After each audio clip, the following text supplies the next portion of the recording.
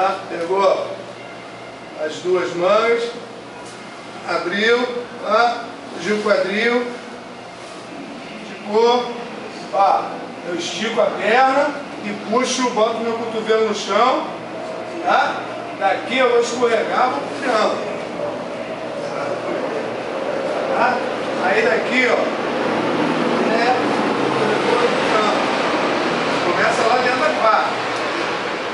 Tô aqui brigando com ele, terminei as duas. Entrei, ó. Entrei os dois joelhos no meio. Abri aqui, ó. Fugi o quadril. Ó, fugi bem. Pra quê? Pra dar pra eu entrar aqui, ó.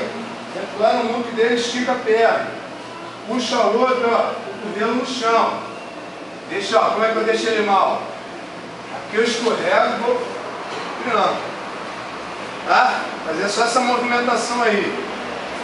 Agora, depois que você fugiu do triângulo ali, estava segurando o braço dele, dá uma pressão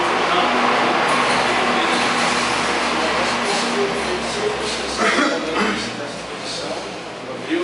Criei, abri, Joga fugi o quadril. Fujo, ó, tá vendo? Tá. Faça essa movimentação. Aí você prendeu ali. Esse braço tem que vir pra cá, ó. Ele não se forma. E puxa a cabeça. E ó, joelho, fechando o joelho. Fecha o joelho e puxa a cabeça. Para ele defender, ele joga o braço para cá. Ó. Dá mão com mão aqui. Joga o cotovelo. Isso, ó. Aí ele, ó, abriu espaço para defender. E eu, para pegar, eu tenho que. Ó. Pra cima, pra lá. Fecha. Ó, aqui ele já está batendo.